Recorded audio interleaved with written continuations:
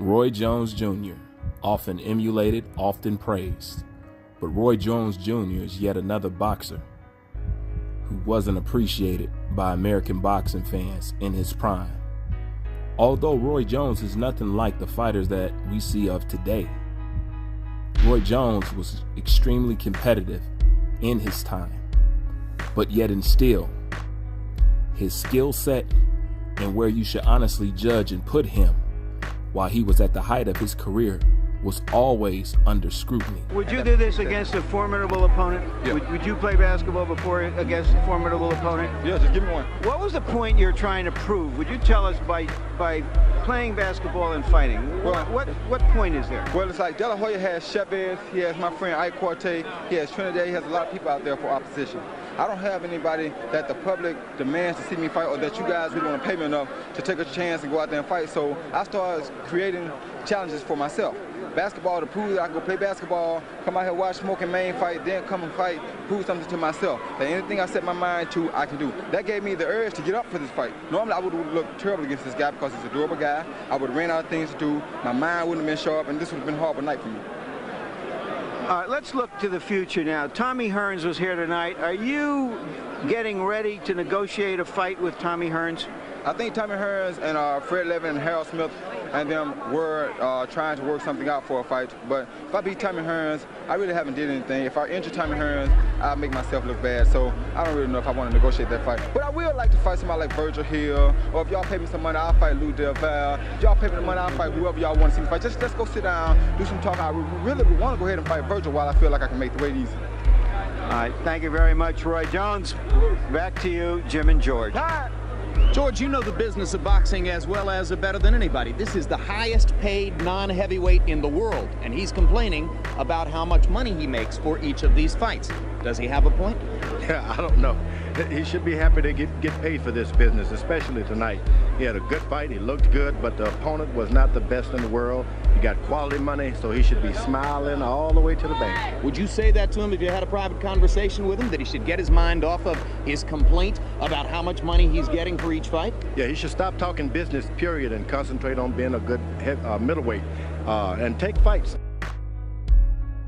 Now you remember, oh, I love Roy Jones. Roy Jones, my favorite fighter. He's this, he's that. In his prime, he was always in question. Never thought he was good enough. Reluctant to give him pound for pound status. Yes, Mr. Roy Jones Jr. The one boxer that you can see a lot of boxers today have taken things from and switched around and used for themselves, and you can see his style in them. And remember their conversation about money. We'll double back on that. Darius Michalczewski, the undefeated German, who says he is now willing to come to America to fight you. David Telesco, a new fighter, good puncher. And Steve Collins, the Irishman, who says he's ready to come out of retirement. Give us your thoughts on who you would like to fight in this year. Well, Larry Merchant, to be honest, since we got to do it like this, you think about who I really am. I'm Roy Jones Jr. I don't give a care who they bring to me. You are welcome to come get you some. Whoever wants some can come get some. They know what to do. Call HBO, tell HBO what to tell them what you want to do, and y'all know Roy Jones Jr. Bars none. Thank you very much, Roy. None. Just a word None. before we depart from the ring. You know, we try to bring you the best fights possible, even though managers and promoters often go by the credo that they want to fight the easiest opponent for the most amount of money. Tonight we had a fight between a great fighter and a very marginal fighter because it was dictated by the WBC. And it turned out that in this fight at least, we brought you junk. Jim? Now, as I told you before, Roy Jones Jr. was never appreciated in his prime. He was nothing but doubted and scrutinized. And if you do not believe me or you have amnesia, you can just look at the prototype fighter that's hated today. You have to look at Roy Jones simply as this.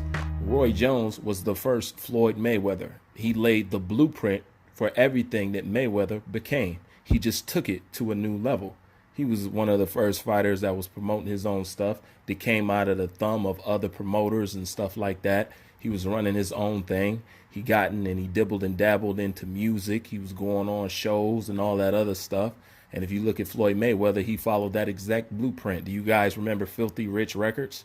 You know what I'm saying? He laid the exact blueprint that Mayweather followed. Mayweather just elevated. And look at what Roy Jones was at that time. He was his own boss. He was cocky. He was confident. And he was boisterous about it. These are all the things that today's fighter, if they was cocky, confident, boisterous, and all that stuff, is hated today. That's how you know back then the guy that Roy Jones was would be the fighter that's hated today. So you knew that he was hated back then, and he was not given his credit. Now, given the fact that you heard all of them complain about money, they only complained about money because Roy Jones Jr. was one of those fighters who was getting his lion's share. So, of course, money always comes into play, and now they want to talk about cash. But if you remember the conversation with Jim Lampley and Larry Merchant about Arturo Gatti and him fighting bums and money. Talk about Gatti, and obviously the point has been made. He had a great life going here in Atlantic City, fighting opponents who were chosen partially because he was expected to beat them, making $2 million per fight, and enjoying the extreme adoration of the crowd.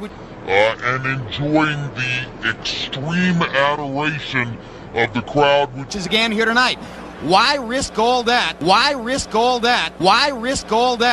By fighting Pretty Boy Floyd? Because it still makes dollars and cents.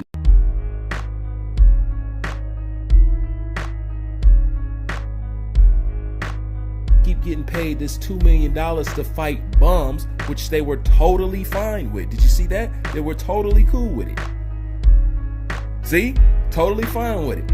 But when it came to Roy Jones, Larry Merchant wanted him to fight this guy after this guy. Tell me if this story sounds familiar. He wanted to have to fight killer after killer, this guy after this guy. Roy Jones had to keep moving up, till eventually Roy Jones ended up in light heavyweight and all that other shit. Because he constantly had to prove himself. Because in his prime, as much as they tried to use his name now, he was not appreciated. Just like every other Black American athlete before him, as far as boxing is concerned, unless they shucking and jiving like Adrian Broner or playing the villain like Floyd Mayweather, tickets will not be sold. They only see you in two kind of ways. A person to discredit or a person that is going to play the clown. You're either Broner or Mayweather in this game. Moral of the story. I had a private conversation with him that he should get his mind off of his complaint about how much money he's getting for each fight. Before we depart from the ring, you know, we try to bring you the best fights possible, even though managers and promoters often go by the credo that they want to fight the easiest opponent for the most amount of money. He had a great life going here in Atlantic City, fighting opponents who were chosen partially because he was expected to beat them.